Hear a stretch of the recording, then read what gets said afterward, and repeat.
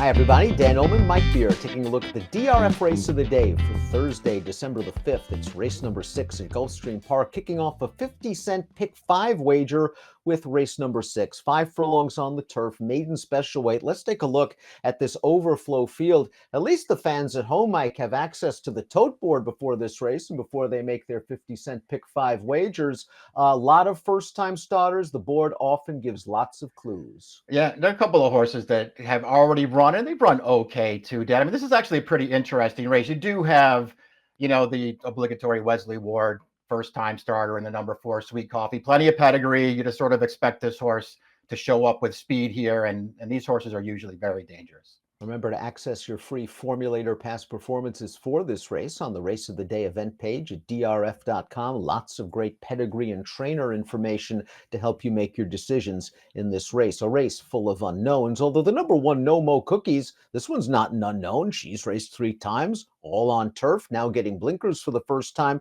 Chased a pretty quick pace last time out at Keeneland. I thought that was a decent enough field. I could see her showing some tactical speed and working out a good trip. Yeah, not sure what was going on there when they cut her back last time, too. It looked like she was trying to get out there on the turn, wound up wide and just sort of lost all position in the race and then couldn't really recover through the stretch. It was disappointing. I suspect that's why the blinkers are on. The debut at Ellis, I thought was okay. I didn't think it was great. I thought it was okay. That was a good field, and she stayed on pretty well for third. The number 2 is Money Battle, a first-time starter trained by Jenna Antonucci. The sire has some limited and positive data. The dam was Group 3 placed going a mile on turf in Italy, so there is some class in this pedigree. Yeah, he's a pretty good sire, too. You don't see a lot of them over here, but that horse was a really fast sprinter. Overseas, we'll see. This horse feels like maybe she's landed in a pretty tough field here, Dan. It's not like Jenna Antonucci has, great numbers with first-time starters. You can look her up at Formulator. It seems like they usually need a race.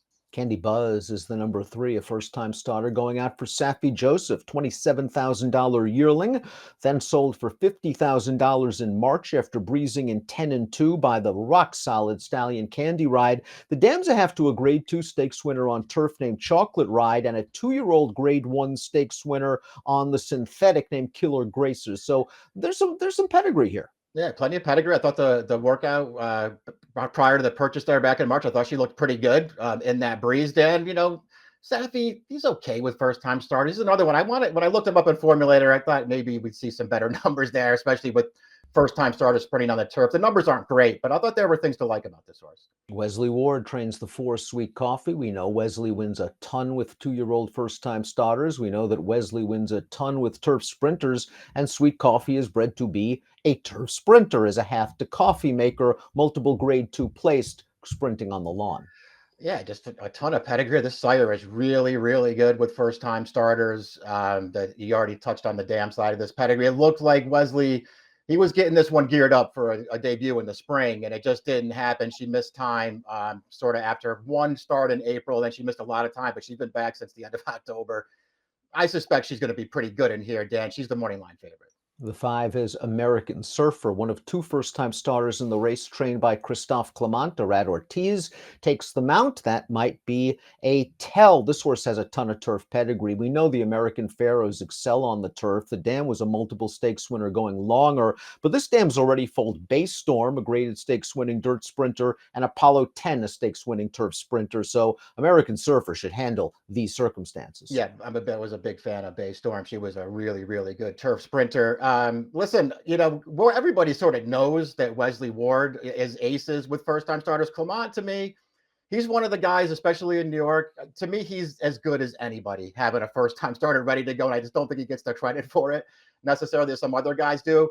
I always take his first-time starter seriously. This horse has a ton of pedigree.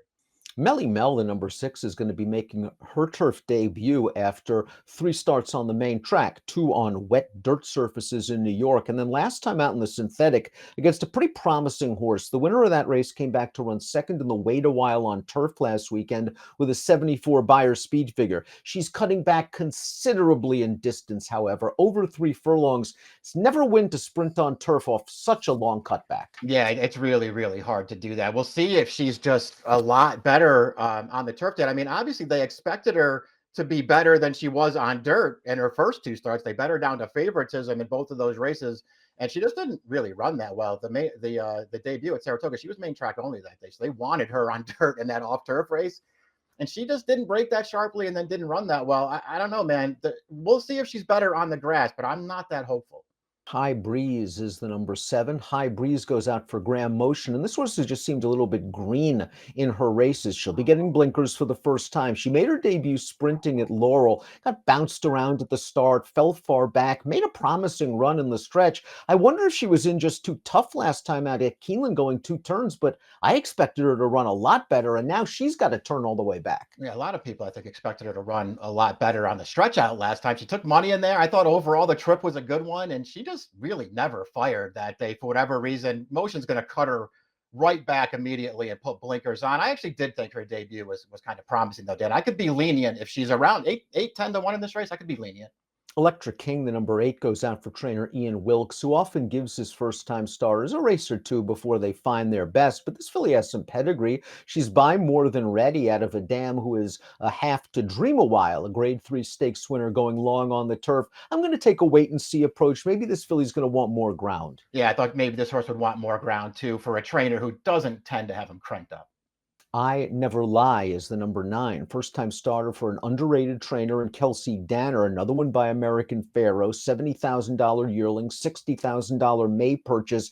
The second dam was a 2-year-old Grade 3 stakes winner sprinting on the synthetic. So a little bit of speed, a little bit of turf in this pedigree. Yeah, I thought there was enough pedigree here for this horse. This is one of the more interesting first-time starters who could fall through the cracks, because as you mentioned, that not only was the second dam a graded stakes kind of horse, but she's a sister to 3 other stakes winners, and they were all good horses. They were all sprinters, including a horse named Cyclogenesis, who was a really good early turf sprinter. Striver is the number 10. This is the other Clermont trained first-time starter by Uncle Mo, a $225,000 buyback as a yearling. The dam only raced once on turf. That resulted in a Grade 3 stakes win sprinting on the turf as a 2-year-old. So again, lots of pedigree here. Tyler Gaffalione takes the mount. Yeah, more of a sneaky pedigree for this Clermont first-time starter. It feels like maybe, most of the attention will go to the other one, but expect this horse to be ready to run, Dan. Another first-time starter for Top Connections is the 11, Silver Flame, going out for Mark Casse. Although when I look at this pedigree, I see a lot of dirt. The dam was a 2-year-old Grade 2 stakes winner going a mile on the dirt. She's already full Champion's Dream, who I think won the Nashua on dirt for Danny Gargan. So it's interesting that Casse debuts on grass. Yeah, it is too, and especially debuting going short too. I thought there was a little more distance on the bottom of this pedigree too. But listen, that dam she was a good horse and a versatile horse. She won races on all 3 surfaces.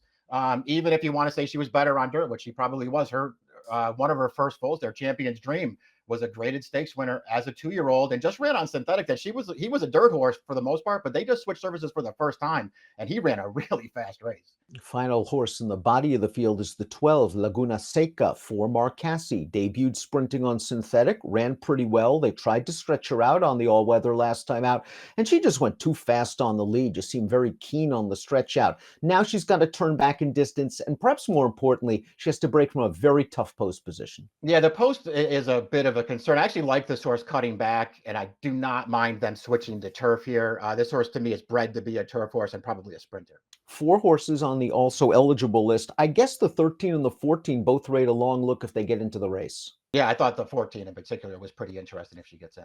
Before we take a look at our top selections, please click the subscribe button on the Daily Racing Forum YouTube channel for the latest DRF videos. Top pick time, first leg, 50-cent pick 5, Gulfstream on Thursday, race number 6. We're both going with American Surfer. We both like Christophe Clermont. Clermont is kind of underrated as a debut trainer. This horse has a nice foundation of works and a good grass pedigree. Yeah, those are the things that I liked about her too. I put the Ward first or second. I do suspect that horse is going to show up here with some speed. I tried to talk myself. I was looking for an experienced horse, Dan. I really tried to talk myself into the 7, High Breeze. Couldn't quite get there. It's tough with the experienced horses because they're kind of cutting back in distance, and often they're just outrun when they do so at 5/8. I tried to put a couple of experienced runners in behind American Surfer. I went 5, 6, 1, and 8. Mike's going 5, 4, 7, and 1. It's race 6 at Gulfstream. Always a fun race with these 2-year-old, plenty of first-time starters, plenty of pedigrees. Best of luck. Hey, buddy.